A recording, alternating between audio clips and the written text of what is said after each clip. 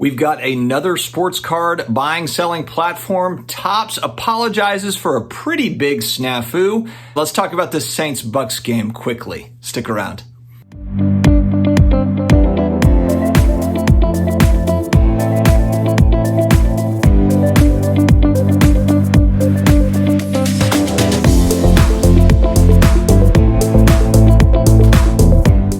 Hello to all my sports card collectors, investors, all of my collectibles friends. We are back. Apologies, I am running on 2 hours of sleep. I had a bunch of flight delays, craziness coming back from New Orleans. I was there for the Saints-Bucs game and also just to be back in the city. Haven't been there since the pandemic, so it was really great to be back in New Orleans.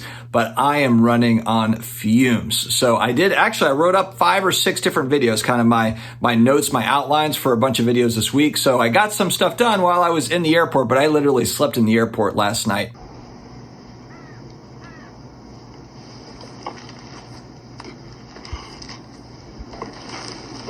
If you're new here and you're looking for almost daily sports card collectibles content, you've come to the right place. Please hit the big red button down below, the subscribe button. Hit the like button if you like what you hear, and also hit that notification bell so you're notified every time a new video comes out, and they are plentiful, my friends. Also, connect with me on IG at SportsCardDad. That's where I share a lot of my pickups, and I try to do reels and all the stories and all that stuff. I'm still trying to figure it out. I'm also on Twitter, firing off tweets here and there on the Twitter machine, the Sports Card Dad. All right, first things first. So in the dome for the game, it's electric. And actually through 3 quarters, it's pretty much exactly the game that I expected. And I think a lot of people that know these teams expected too. Both of these teams have very, very good defenses, the Bucs and the Saints. Excellent defenses, and really their offenses are very similar. We actually have a lot more weapons this year, more weapons to where we're actually a little bit more even with the Bucs as far as offensive weapons go. Obviously the Bucs have Tom Brady, big difference between Jameis Winston,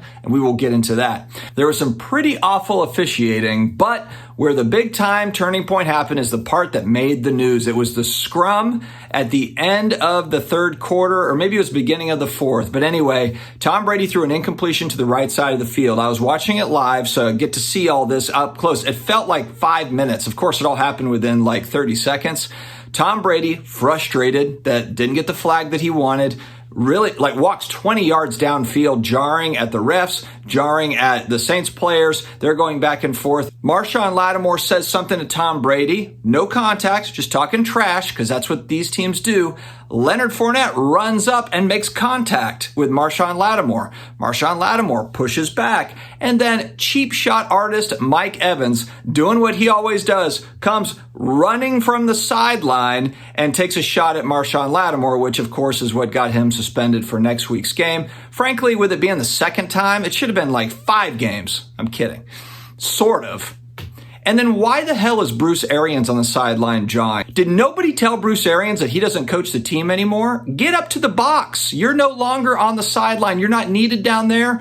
You're not even supposed to be down there. And literally he's in there instigating. I'm like, dude, head on upstairs. Like, what the hell? So bottom line, Tom Brady cries, whines down the field, Karens all the way down the field.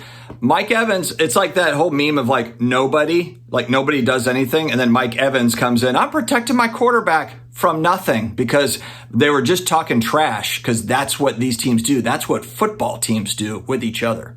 And I know a lot of people will say, you're just a Tom Brady hater. You're a Saints fan and you just hate Tom Brady and this and that. Let me clarify that the player that I have the most cards of is Tom Brady. So I understand how this game is played. It's kind of like we're at this end of career thing. It's kind of like the Jordan rules, where Michael Jordan towards the end of his career, like middle to the end of his career, if you weren't a Bulls fan, it was always, man, Michael Jordan gets all the calls, this and that or whatever. This is kind of what's happening with Tom Brady now. He's the GOAT. He's amazing, all this and that. But man, does he have sway. He has sway. And, the thing I don't really understand is Tom Brady walking 20 yards down the field, just talking. If it's any other player, the referee is like, head to the sideline, get on out of here. Let's move it on. Literally nothing is said to Brady. Nothing. So that double standard is kind of funny. It's a reality, but it is not what lost the Saints the game. That is when everything kind of fell apart. You had kind of that scrum, and then the Saints were not able to come back from it. Mentally, they were shaken up. You could tell Marshon Lattimore got thrown out of the game, our best defensive player basically in the secondary, so that didn't help. But Lattimore's a hothead, so I think the Bucs know that. They're trying to get him to do something, and he did. And of course, Mike Evans was, I guess, the sacrificial person to do his running from the sideline thing and cheap shot, and then get himself thrown out of the game. He wasn't doing anything in the game anyway. He was completely locked down. But the most critical play is, even after all of that, the Saints, it was 3-3. They came all the way down the field. They're on the 10-yard line, really moved the ball very well, and then Mark Ingram fumbled the ball on the 10-yard line. The Bucs got it back, and then they started moving the ball downfield. We had all sorts of opportunities. Winston threw, so after this is all in the fourth quarter. Winston threw a pick six. He threw another interception to double coverage in the end zone, and then he throws to Olave. This was not his fault. He threw a 40-yard bomb to Olave. This is kind of like when everything's just going wrong. Everything's going wrong. Olave trips up, hits the ground. The ball kind of squirts out. He wasn't touched. It's a fumble. Like stuff that never really happens. It's all just kind of happening. So basically it was like 4 turnovers happened in like 5 seconds, and that's how we lost the game. So everything was like really kind of going, like both teams playing very well. Saints were playing very well. Offense couldn't get things going. Jameis suffered 4 fractures in his back from last week that he played through, and I'm not really sure if he even should have started, frankly. I think it should have been Andy Dalton, because I don't know if it was just, he's playing his old team. There's emotions there. He was a little hesitant on certain plays. He is not the most accurate short yardage passer, but he is accurate throwing the deep ball, and that's where he was missing, which was surprising. He did hit Olave on the one, but he missed Olave on 2 or 3 balls that were one-on-one coverage down the field, that if he just puts it on the money like he normally does, then we're in good shape. I just don't, he's not 100%, obviously. It's not an excuse, because it's not like he couldn't play at all. He was able to throw, he made plays and all that, but I just don't know. I think he probably needs to sit for a few weeks, let Andy Dalton take the reins. We've got the red rifle, and yeah, people are like, oh, it's Andy Dalton. Well, I mean, we don't need Tom Brady. We have a good team. I think Andy Dalton, he looked great in the preseason. I think he can actually just be serviceable, and we'll see what happens. We'll get Kamara back, etc. Then we'll go about our business. So that was the game. Yes, I was pretty heated because there was a lot of stuff that kind of happened towards the end. Had a few adult beverages, and I'm passionate about my football team. So that's how it is. Won't apologize for it. I've been a fan since 1986. It's not going to change anytime soon. All right, so we have another sports card platform. I have not heard of this one yet, and I don't even know if I'm saying this right. Minaswap or Minaswap. It's MYNA Swap. $6 million investor influx in the final stages of development. It looks like it's going to be towards the end of the year, early next, I believe, when it's ready. OBJ, Kyler Murray among the investors. I'm not going to pretend like I'm impressed by that, but OBJ, Kyler Murray are investors. Citizen X, Polygon Studios. It's a digital marketplace for physical goods built on the Avalanche blockchain. And Sports Collectors Daily reports here, it's quoted here, allows users to trade in real time with other collectors around the globe without the hassle of managing the logistics of physical assets.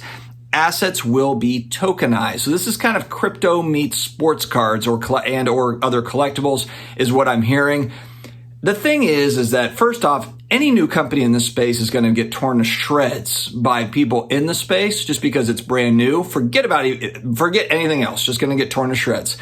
B, this has a NFT blockchain element to it, which is not popular amongst a lot of the sports card hobby folks. There's a lot of pushback on NFTs and so forth. So uphill battle here. And again, it's all going to come down to execution. It's all going to come down to what sort of service they provide. Do they build out a niche? There's just so many of these companies now. There's so many buying, selling, so many companies that are doing the tokenization stuff. There's just a lot of startups and new business.